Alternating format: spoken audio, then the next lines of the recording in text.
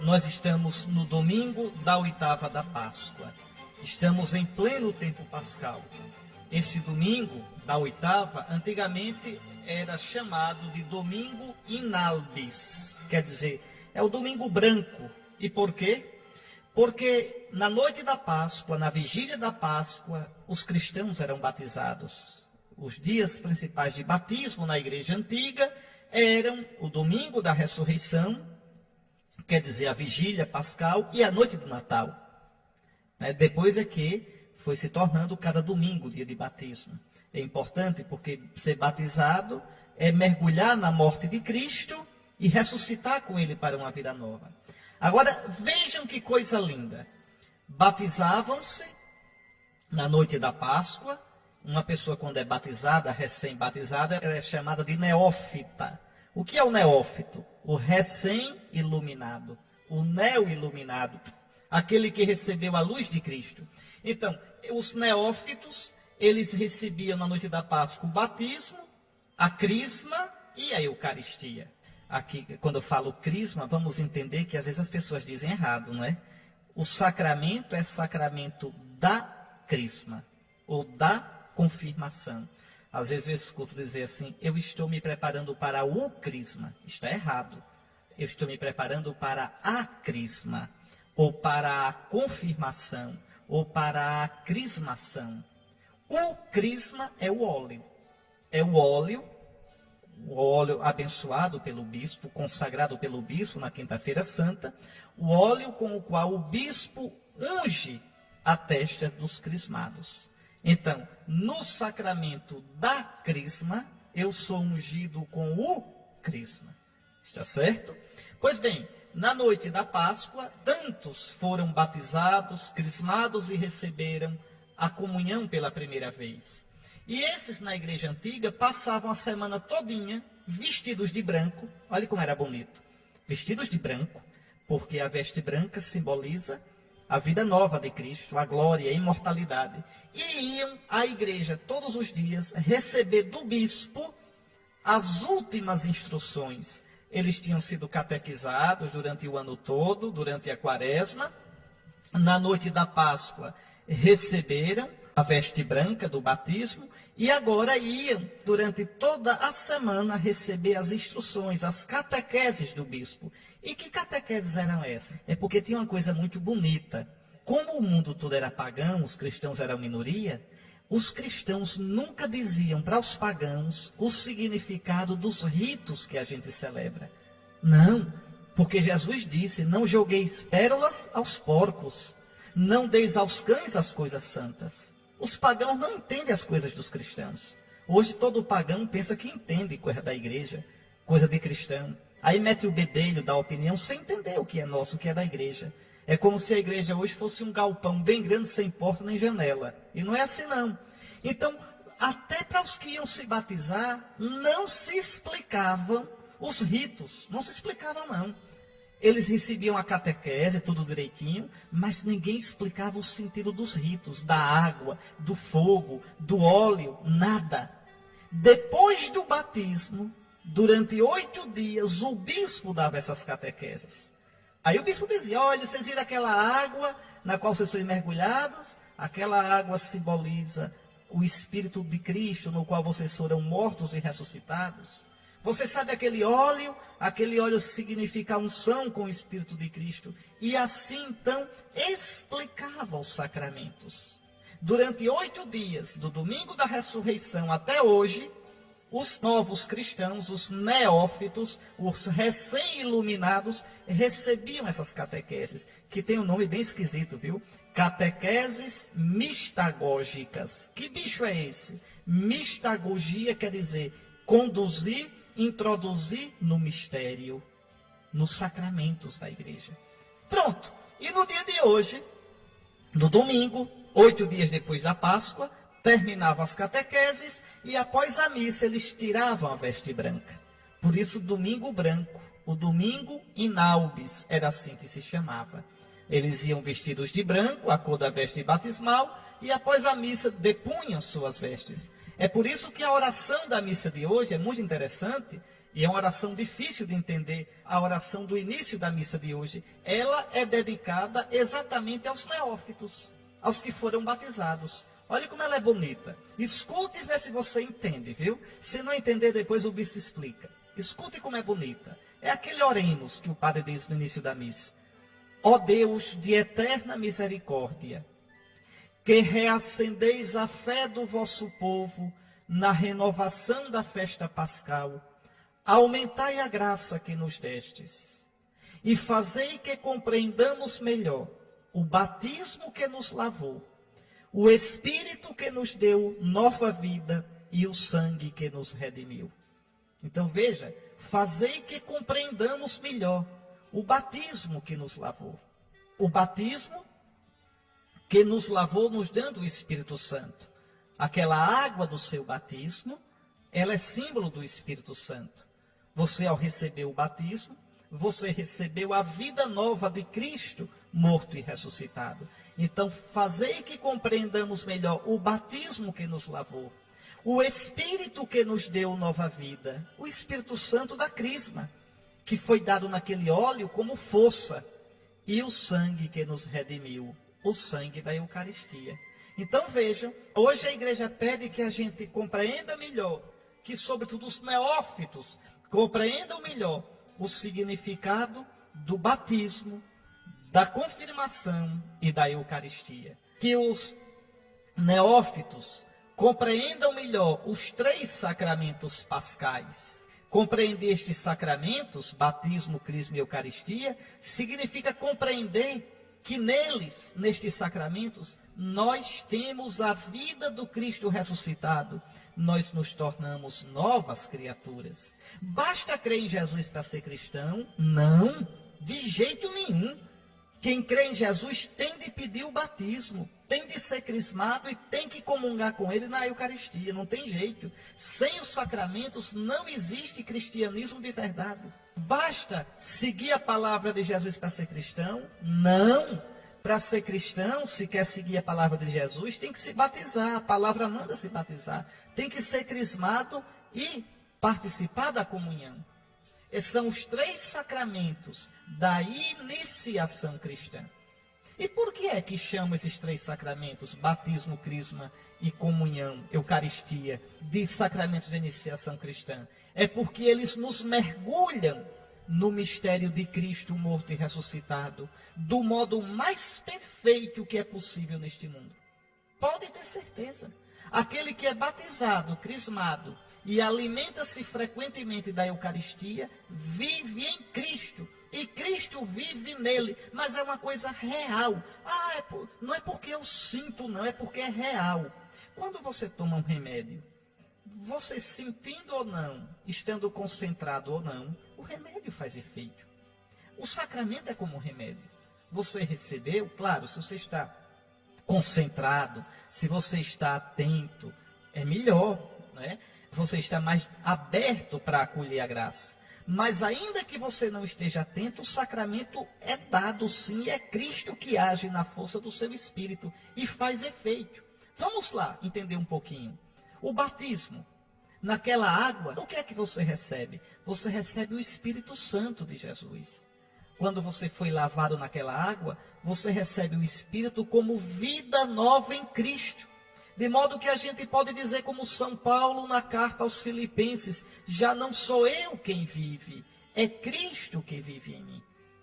Compreende? Mas é verdade, naquela água o Espírito passa a habitar em você, o Espírito lhe dá a vida de Cristo ressuscitado. Ou melhor, o Espírito é a vida que agora o Cristo ressuscitado tem. E assim, tendo o Espírito do Filho, nós nos tornamos filhos do Pai do céu, no Filho Jesus. Aquilo que São Paulo diz na carta aos Romanos: recebestes o Espírito do Filho, de filhos, que clama Abá, Pai. Então, o batismo torna o cristão de verdade filho de Deus. O batismo de verdade une o cristão ao seu Senhor Jesus. De modo que você pode dizer: já não sou eu quem vive, é Cristo que vive em mim. Depois a crisma. nós recebemos na crisma uma vez mais o Espírito Santo, agora no óleo perfumado e na imposição da mão do bispo. O bispo coloca uma mão na cabeça da gente e, ao mesmo tempo que coloca a mão, com o polegar, ele unge a testa da gente com o santo crisma, que é símbolo do Espírito Santo. Aí você pergunta, mas eu já recebi, senhor bispo, eu já recebi o Espírito Santo no batismo. Para que recebê-lo na crisma? É o efeito que é diferente. No batismo, naquela água, você recebeu o Espírito Santo como vida nova em Cristo. Agora, no óleo consagrado, no crisma, você recebe o Espírito Santo como força para cumprir a missão. Você recebe o Espírito Santo como força para testemunhar o Senhor, ocupando o seu lugar na igreja e tendo a coragem e a força de sofrer por Jesus até a morte, se for preciso. Depois a Eucaristia. Aí nós recebemos o corpo e o sangue do Senhor, morto e ressuscitado, cheio do Espírito Santo. Jesus agora está cheio do Espírito Santo. Eu já expliquei aqui, o Pai ressuscitou Jesus na força do Espírito Santo. Pois quando você comunga, você recebe aquele corpo e sangue de Cristo, cheios do Espírito Santo. Ali é alimento espirituado. É interessante, quando você mastiga a hóstia consagrada, que é para mastigar, viu? Tem gente que diz assim, não vou mastigar não para não ferir Jesus. E fere, é. Jesus está vivo, ressuscitado. Se fosse assim, quando o padre quebra a hóstia, quebrou Jesus. Se fosse assim, quando o padre mastiga aquela hóstia grande, ele mastigou Jesus. Não, o sinal é que é mastigado. O sinal é que é partido. Cristo não sofre nem é dividido. Nosso Senhor não disse, tomai e chupai, é um caramelo. Ele disse, tomai e comei, é pão. Pão que se tornou verdadeiramente corpo do Senhor Jesus. Então, quando você come o corpo do Senhor, repare que coisa interessante, viu? Aquele corpo do Senhor, aquele sangue do Senhor estão cheios de energia. Que energia é essa? É o Espírito Santo. É o Espírito Santo que transforma o pão no corpo e o vinho no sangue de Cristo. Eu acho que eu já disse isso aqui. Eu disse até a vocês que meu bisavô era ferreiro, que meu avô era ferreiro, e eu vi muitas vezes na oficina deles, eles colocando ferro no fogo. O ferro, sem deixar de ser ferro, fica totalmente tomado pelo fogo. Assim o Espírito Santo faz naquele pão e naquele vinho. Já não são mais pão nem vinho, ali não tem mais pão, ali não tem vinho, ali é o corpo e o sangue de Jesus ressuscitado, vivo. Agora, quando você come aquele pão, que não é pão, é Cristo. Quando você bebe aquele vinho que não é vinho, é Cristo, e você engole, veja, desaparece a Eucaristia. Desapareceu o pão, desapareceu o vinho. Então, para que comungar? O que foi que ficou? Ah, você comungou uma dose de Espírito Santo. O Espírito Santo de Jesus Cristo, que vai unir você a Cristo, que vai lhe dar a força de completar na sua carne o que faltou da paixão de Cristo, que vai lhe dar a capacidade de uma união plena com Cristo no seu mistério de morte e ressurreição, a ponto de você dizer que está em Jesus e Jesus está em você. Por isso Jesus disse, quem come a minha carne e bebe meu sangue, tem já agora a vida eterna. Que vida eterna é essa? O Espírito Santo. E eu o ressuscitarei no último dia. Quem come a minha carne e bebe meu sangue, permanece em mim e eu nele. Leia o capítulo 6 do Evangelho de São João. Então, a gente tem até um canto que diz, na comunhão recebemos o Espírito Santo. É verdade, porque é Jesus pleno do Espírito Santo. Muito bem, na boca eu recebi Jesus, mastiguei, engoli, desapareceu o sinal sacramental. O que ficou? A dose do Espírito Santo que Jesus nos dá. Mas ele mesmo disse, é do vosso interesse que eu parta, porque eu partindo, eu vos darei o Espírito Santo, o outro Paráclito, que convosco permanecerá. Compreende? Veja que coisa linda, recebendo esses três sacramentos, o batismo, a crisma e a Eucaristia. Consuma-se nessa terra do modo mais belo possível, a nossa união com Jesus. Então, batismo, crisma e eucaristia são os sacramentos pascais por excelência, pois nos jogam em cheio no mistério do Cristo Senhor morto e ressuscitado. Pelos sacramentos, a Páscoa de Cristo se faz nossa Páscoa. E sem os sacramentos não há nem pode haver autêntica vida cristã. Sem os sacramentos, a minha união com Cristo seria uma união só de pensamento, de sentimento, de afeto. Com os sacramentos, é uma união real, é uma união concreta, é uma união material. Jesus em mim e eu em Jesus. Vamos escutar ainda a primeira leitura e eu fazer o comentário dela. Mas vamos escutar um belo canto de Páscoa que fala dessas coisas tão bonitas do Senhor ressuscitado. Que hino bonito esse. Via água saindo do templo, do lado direito de Cristo. Isso é muito bonito. O profeta Ezequiel tinha profetizado, ele tinha visto o templo do final dos tempos. Saía uma água do lado direito do templo, essa água ia passando pelo deserto. Eu já comentei aqui, viu? Vocês vão lembrando o que eu vou dizendo aqui cada domingo, que eu não repito conversa não. Então, eu já expliquei isso no profeta Ezequiel. A água que saía do lado direito do templo, passava pelo deserto de Judá e chegava no Mar Morto. E onde essa água ia passando, o deserto ia se enchendo de plantas, a água ia crescendo cada vez mais, e chegando no Mar Morto, o mar se tornava vivo. Porque o Mar Morto é cheio de enxofre, de sal, não tem vida nenhuma, pois o mar se tornava vivo de peixes, de vida e a água boa. Ora, que templo é esse? Que água é essa? Que deserto é esse que flori? Vou lhe dizer. Jesus não disse? Destruir esse templo. Esse templo de Jerusalém não serve mais para nada. Destruir. Esse templo é apenas uma profecia. Em 3 dias eu vou levantar o verdadeiro templo. Vocês estão destruindo o templo de Jerusalém porque vão destruir o meu corpo na cruz. Mas em 3 dias eu erguerei. E é verdade. E do lado direito de Cristo, o lado traspassado, saiu o quê? A água e o sangue. A água do batismo, o sangue da Eucaristia. Ou seja, ainda hoje que Jesus está lá no céu, glorioso, com sua ferida aberta. Ferida gloriosa. Dessa ferida sai a água do batismo, sai o sangue da Eucaristia, sai os sacramentos da igreja que regam o deserto do mundo. A água do seu batismo, quando o padre abençoou, não é mais água desse mundo, é água vinda do céu, do lado direito de Cristo. O corpo e sangue do Senhor, aquele pão, aquele vinho, depois de consagrados, não são mais elementos desse mundo. São o sangue saído do lado de Cristo, a graça, a vida de Cristo. É isso que a gente escutou agora. Via água saindo do templo, do lado direito de Cristo. Você está vendo? É na liturgia da igreja, nos ritos sagrados, nos sacramentos, que a gente recebe a vida de Cristo morto e ressuscitado.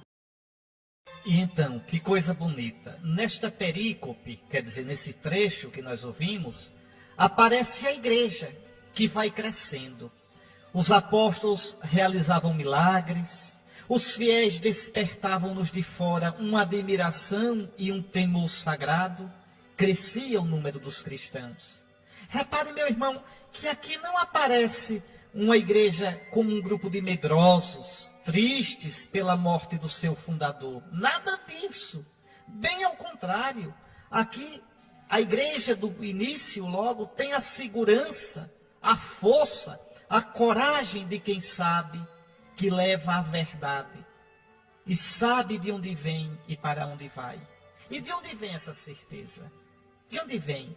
É porque os cristãos experimentaram a força da ressurreição de Jesus. Os apóstolos tinham comido e bebido com o Senhor ressuscitado. Então, os cristãos escutavam os apóstolos, que viram o Senhor, que comeram e beberam com ele. Lembre que São Paulo diz na primeira carta aos Coríntios, no capítulo 15, que Jesus apareceu a mais de 500 irmãos, alguns dos quais, no tempo de São Paulo escreveu a carta aos Coríntios, no ano 54 da nossa era. Então, Jesus morreu no ano 30, 24 anos depois, ainda havia vários que estavam vivos. São Paulo diz, alguns dos quais ainda vivem, enquanto outros já adormeceram no Senhor. Pegue lá na Bíblia, 1 Coríntios, capítulo 15. Então, a igreja vivia dessa certeza. Cristo está vivo. Cristo não nos abandona. Podem perseguir a igreja. Podem caluniar. Podem falar mal do Papa. Cristo não abandona a sua igreja. Nunca vai abandoná-la. Porque, como diz São Paulo na carta aos Efésios, no capítulo 4, Cristo amou a igreja e se entregou por ela, a fim de lavá-la, a fim de purificá-la. Por mais que os homens errem, Cristo é o Senhor da igreja, da nossa querida Mãe Católica. E por mais que persigam a igreja, as portas do inferno não prevalecerão. Então, por isso os cristãos tinham essa segurança. Mas há um outro motivo para essa segurança. É que os cristãos experimentam a força de Cristo ressuscitado, porque tem o Espírito Santo de Cristo, que ilumina, que dá direção, que dá vigor à igreja. E essa força permanece hoje na igreja. Por exemplo, a gente vê na noite da Páscoa as igrejas cheias. A gente vê aquela certeza. Por que é que você que me escuta tem fé? Você não tem fé por causa de mim, não tem fé por causa de Dom Lessa, você não tem fé nem por causa dos padres. Não, é Cristo que coloca no seu coração. O Espírito Santo de Cristo convence a você que Jesus é o Senhor. É o Espírito Santo de Jesus que faz com que você experimente Jesus, não como alguém do passado, não como alguém que ficou lá para trás no tempo, mas como alguém vivo. Você se ajoelha dentro do sacrário e se derrete diante de Jesus. Você vai comungar, volta com um coração consolado. Você vai rezar, experimenta que Jesus é vivo. Isso é obra do Espírito Santo. E a igreja, logo no início, tinha isso muito forte para enfrentar as primeiras perseguições. Então, a leitura de hoje, essa leitura dos Atos, nos mostra exatamente isso. Uma igreja feliz, mesmo sendo perseguida. Uma igreja forte, mesmo sendo poucos os cristãos. Uma igreja com uma certeza no coração, mesmo diante da grandeza numérica do paganismo. Depois, uma outra coisa aqui interessante é que nos Atos dos Apóstolos, São Lucas faz questão de dizer, está aqui no versículo 14, crescia sempre mais o número dos que aderiam ao Senhor pela fé. Era uma multidão. O que São Lucas quer dizer com isso? Que a graça de Deus vai fazendo crescer o número dos cristãos. A potência do Espírito Santo vai fazendo com que cresça o número de cristãos. Agora aqui é preciso ter cuidado. A gente não deve se impressionar com números. A gente deve se impressionar com a fidelidade. Eu confesso a você, viu? Aqui é uma opinião minha. Eu fico feliz quando vejo muita gente numa procissão, a multidão, a gente fica feliz. Mas eu fico mais feliz é quando eu vejo cristãos coerentes, que aderem a Cristo, que amam a igreja, que vivem uma vida de santidade. Não me interessa se são muitos ou poucos, me interessam que sejam fiéis. Poucos cristãos fiéis valem mais do que uma multidão de cristãos relaxados. Então, aqui é que está o importante, a fidelidade. Depois, uma coisa interessante aqui é o versículo 15. Repare, chegavam a transportar para as praças os doentes em camas e macas, a fim de que quando Pedro passasse, pelo menos a sua sombra tocasse alguns deles. A relíquia, a sombra de Pedro. Quando o povo quer levar uma florzinha do Senhor dos Passos, quando o povo quer tocar na imagem, se benzer, não é idolatria não, nem é superstição não. É a mesma coisa aqui dos Atos dos Apóstolos. Veja, é que a gente é feito de carne e osso. A gente precisa tocar, ver, faz parte. Deus é tão bom que nos deixa sinais do eterno, sinais do invisível. Sinais, como eu guardo uma fotografia, um lenço de uma pessoa que amo. Veja, um quadro que a pessoa me deu, um presente que me deu, porque torna presente, de certo modo, no meu afeto, na minha lembrança aquela pessoa. Assim Deus, ao nos dar o seu Filho Jesus, que se fez visível, se fez matéria, nos dá também a chance de ter nesse mundo sinais da eternidade. Então, a relíquia que o povo toca, que o povo venera, nada disso é superstição ou idolatria. É se fizer com a mentalidade errada. Mas se fizer do modo correto, aqui até a sombra de São Pedro servia. O povo botava para ver se passava a sombra de São Pedro. Ah, mas só Jesus salva. A gente já sabe, não precisa dizer isso para a gente não. Porque isso os católicos dizem há 2000 anos. Mas que Nossa Senhora, que São Pedro, São Paulo, São Francisco, Santo Antônio são de Deus e são sinais de Jesus que salva e nos ajuda, isso ajuda sim. A sombra de São Pedro ajudava. Então é só a gente pegar a Bíblia e ler direitinho que entende tudo bonitinho, tá certo?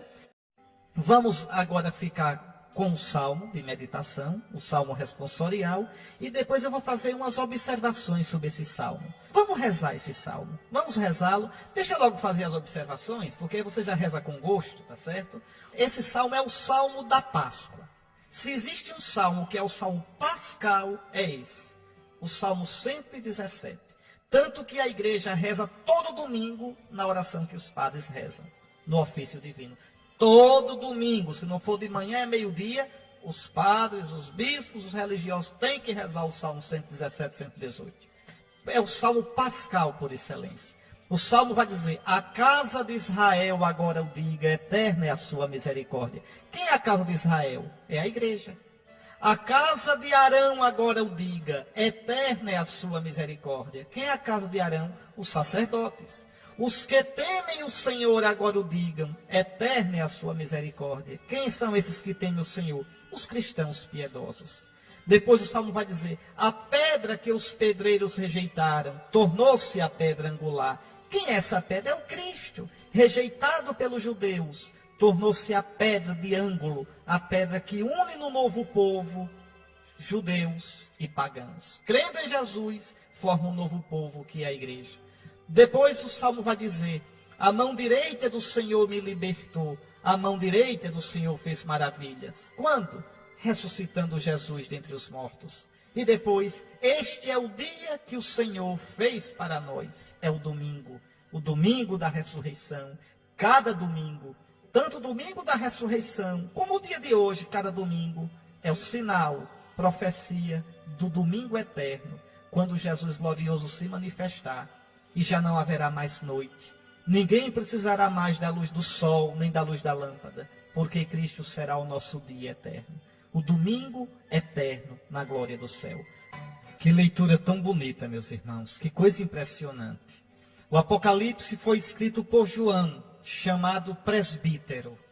Certamente este texto sagrado, este texto santo, que é palavra de Deus, tem influência da pregação do apóstolo João. Quando é que foi escrito o livro do Apocalipse?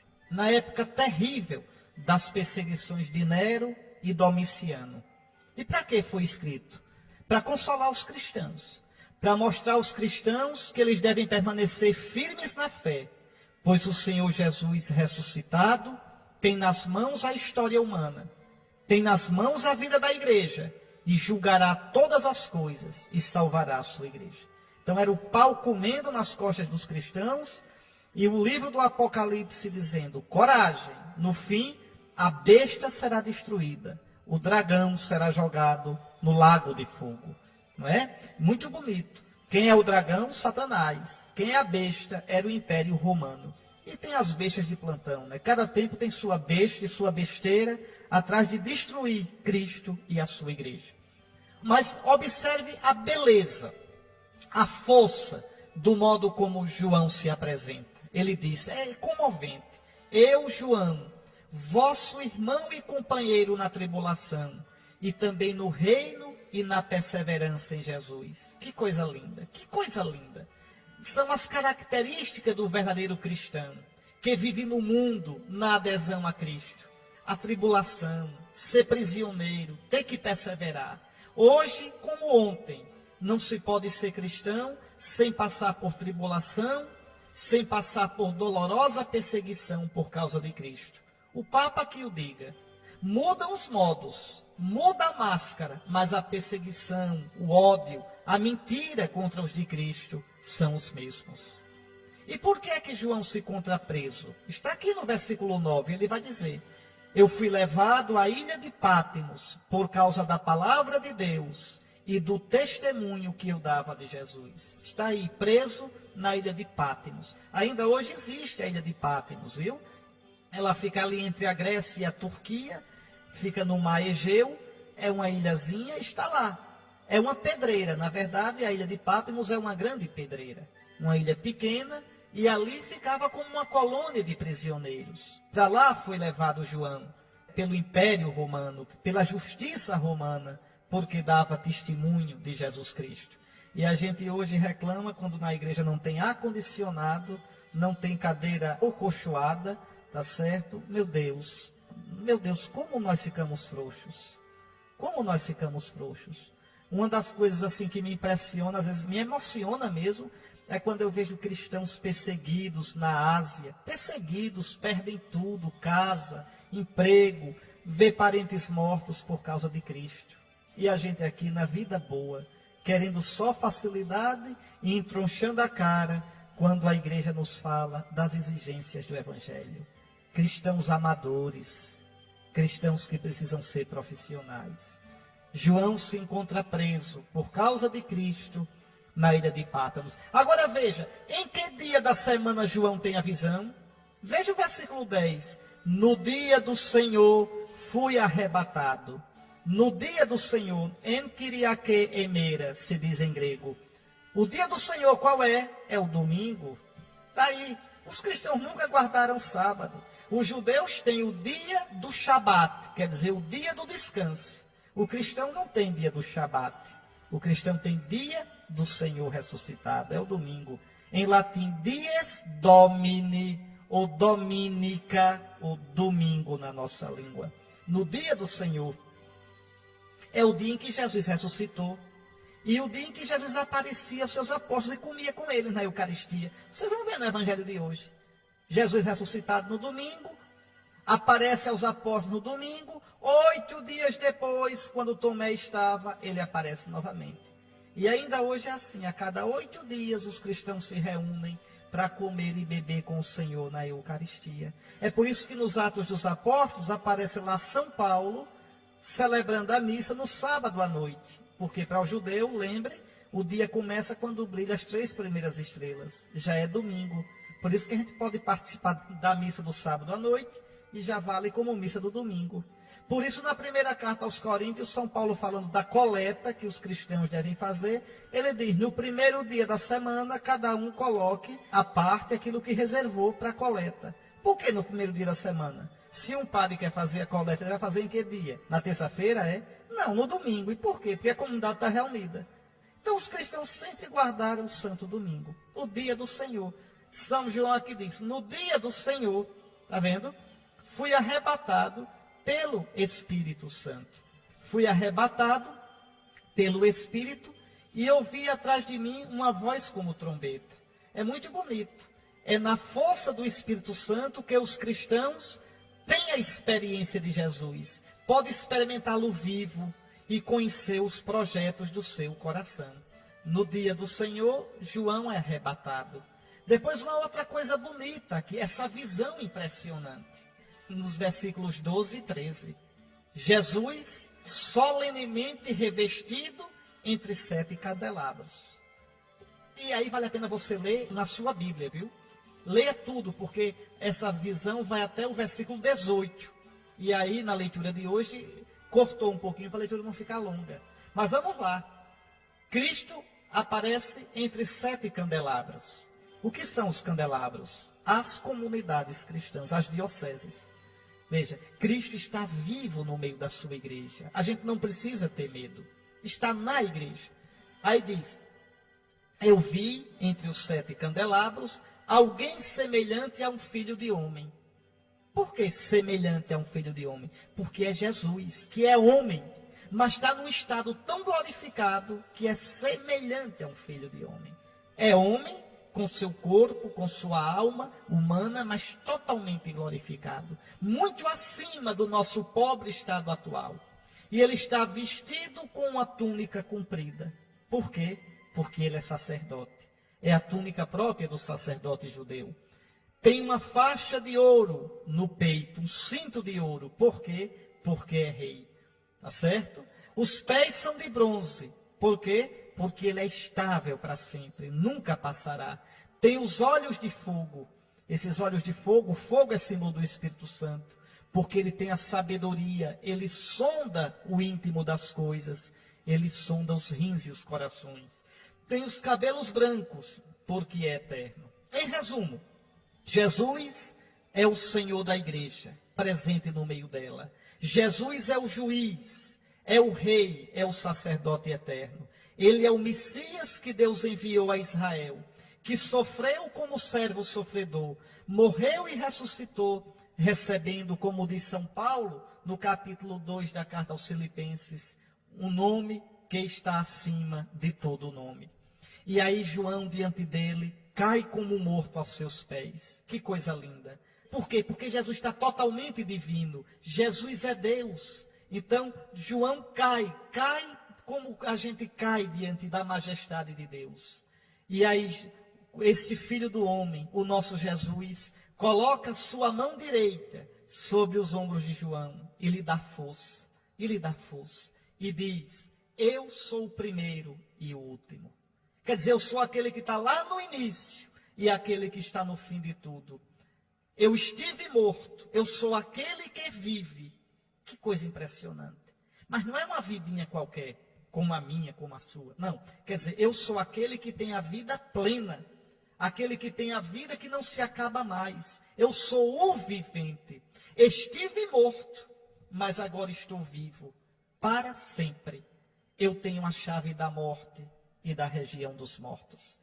Nós não precisamos nunca ter medo, meus irmãos. Como eu queria colocar isso no seu coração, viu? Como eu queria que você não tivesse medo nem da vida, nem da morte. Que você não tivesse medo nem das doidices do seu coração.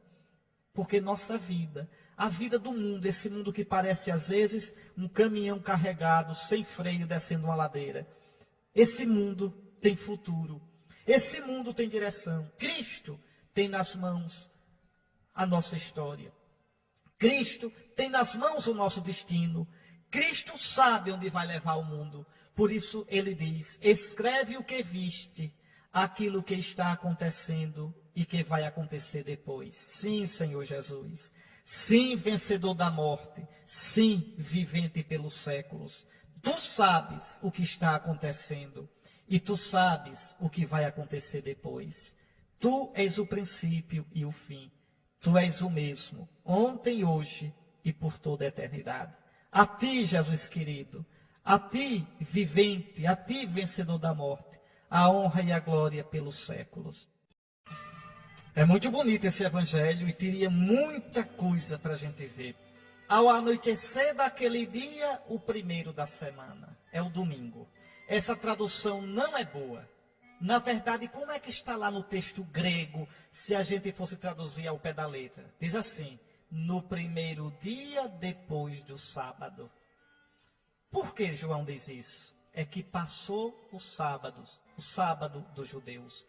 O sábado para os judeus era o dia do descanso em honra da criação e em honra da antiga aliança. Passou a antiga criação. Passou a antiga aliança. Nós estamos no primeiro dia de um mundo novo. Jesus ressuscitou. É o novo Adão. As portas estavam fechadas por medo dos judeus e Jesus entra. Como é que ele entra com a porta fechada? É fantasma? É não. O corpo dele é material, só que está cheio do Espírito Santo. É matéria espirituada. É matéria que não pertence mais a esse mundo. É matéria que a física, a química não podem mais estudar nem descrever. É como vai ser o seu corpo, o meu corpo na ressurreição. Então Jesus entra e coloca-se no meio deles. Ainda hoje, Jesus se coloca no nosso meio. Quando a gente está reunido para a Eucaristia no domingo, o Senhor nunca nos abandonará. E ele diz, Shalom, quer dizer, a paz esteja convosco. Por que ele diz Shalom? Esse Shalom não é uma palavrinha qualquer, não.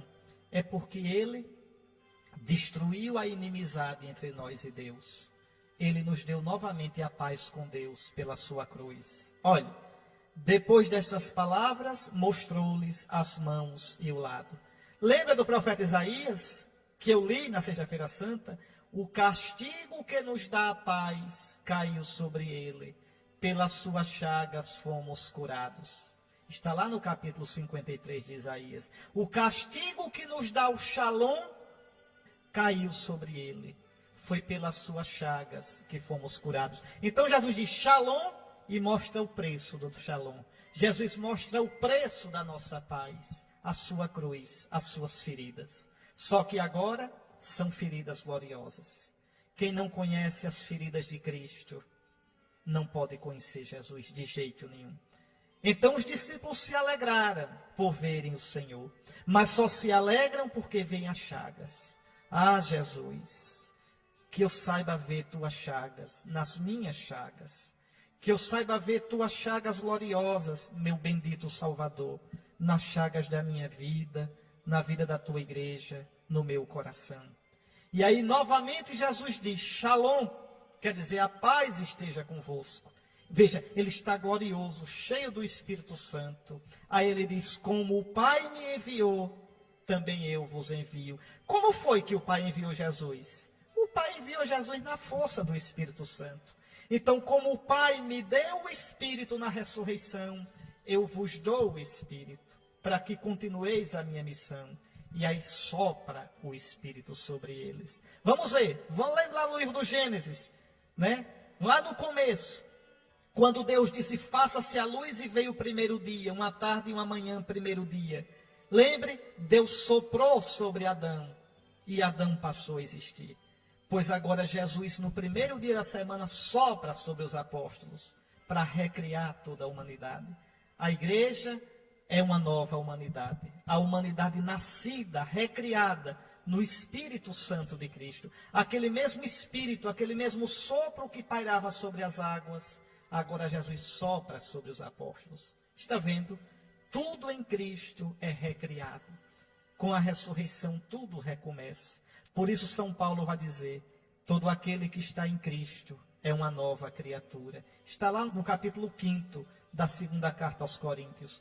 Todo aquele que está em Cristo é uma nova criatura. Passaram as coisas antigas, o antigo pecado, a antiga criação, a antiga aliança. Eis que tudo se fez novo. Jesus sopra. Recebei o Espírito Santo. Então a igreja ainda hoje vive nessa missão. Ela vive na força do Espírito. Ela vive continuamente enviada pelo Senhor Jesus. E aí Jesus dá à sua igreja o poder de perdoar os pecados. É a igreja que tem o poder de perdoar os pecados. E na igreja são os 12, o Papa e os bispos, com os seus auxiliares, os sacerdotes, que têm o poder de, em nome da igreja, perdoar os pecados. A quem perdoardes os pecados, eles lhes serão perdoados. A quem os não perdoardes, eles lhes serão retidos. Então, preste bem atenção. Ah, eu vou me ajoelhar nos pés de um padre para pedir perdão. Você está ajoelhado diante dos pés de Cristo, não nos pés do padre. O padre ali é ministro de Cristo. Ah, o padre é tão pecador como eu. É, meu irmão, pode ser até mais pecador do que você. Mas ali você não está ajoelhado pela virtude do padre. Você está ajoelhado ali pela palavra de Cristo, que deu àquele homem o poder de, em nome dele, em nome de Jesus, perdoar seus pecados. Eu, bispo, me confesso, e quando eu vou me confessar, não perguntar ao padre assim, padre, você é santo? Não, eu me ajoelho, tiro o meu solidel, essa touquinha, que parece um queijo do reino que eu tenho na cabeça, tiro, tá certo? Me ajoelho, Padre, dai-me a vossa bênção, porque eu pequei. E conto os meus pecados, escuto os conselhos do Padre e recebo a absolvição. Isso eu faço, isso Dom Lessa faz, isso o Papa faz. Tá certo? Eu não me ajoelho diante do ministro de Cristo, não é por causa do ministro de Cristo, é por causa de Cristo que deu esse poder a ele. A quem perdoardes os pecados, eles serão perdoados. A quem não os perdoardes, eles serão retidos. Veja o que Cristo diz. E aqui deixa eu explicar uma coisa. A confissão aqui é auricular, é com o padre. E confissão comunitária, nada de confissão comunitária. Na Arquidiocese de Aracaju, confissão comunitária é inválida. Quem se confessar comunitariamente, o padre está desobedecendo ao bispo. E quem for se confessar, a confissão é inválida. Como é a igreja que recebeu de Cristo o poder de perdoar, é o bispo o ministro da confissão. A confissão só vale se seguir as normas dadas pelo bispo. Na Arquidiocese de Aracaju, nenhum padre tem autoridade, tem permissão de fazer confissão comunitária. Então, quem quiser enganar a Deus, engane. Porque as normas da igreja são claras. Quando é que se pode fazer confissão comunitária? Quando tiver tanta gente, mas tanta gente para se confessar, que o padre vi que não vai dar conta. E que aquele povo vai ficar pelo menos 3 meses sem poder se confessar. Quando é que isso aqui ocorre no estado de Sergipe? Nunca, nunca, nunca. Não é porque quem não pode se confessar nessa paróquia pode se confessar na outra. Se não pode se confessar hoje, pode se confessar amanhã ou na semana que vem. Então não existe no estado de Sergipe as condições para a confissão comunitária. E assim mesmo com esse caso todinho que eu estou colocando, se uma pessoa se confessar comunitariamente, é com o propósito de, assim que puder, se confessar com o padre, auricularmente, individualmente. Então, nada de enrolada, tá certo? Eu sei que os padres da Arquidiocese de Aracaju não fazem confissão comunitária. Eu sei disso, são obedientes, sabem bem as normas da diocese, são padres de verdade. Mas eu estou dizendo a você, porque você viaja por aí, você já sabe, nada de confissão comunitária. Pode saber que a sua confissão é inválida. Não está perdoado coisa nenhuma. Tá certo? Então, você fica sabendo, porque se viajar por aí, não perde nem seu tempo. Eu espero que todos os padres por aí afora façam como os padres de Aracaju, que fazem mutirão na quaresma, no Natal e confessa todo mundo. De parabéns a esses padres que são edificantes. Eu vi tantos padres cansados, coitadinhos, de confessar, mas felizes.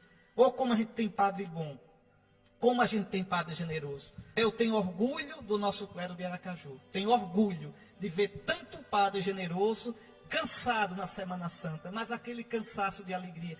Padre de fazer 3 celebrações de Vigília Pascal, 3 celebrações da Ceia do Senhor, 3 celebrações da Paixão do Senhor, se acabando, coitado, mas com o coração alegre. Que coisa bonita, que coisa linda. Era tão bom que isso saísse na imprensa. Sai na imprensa um ou outro caso de padre que cai, que é infiel.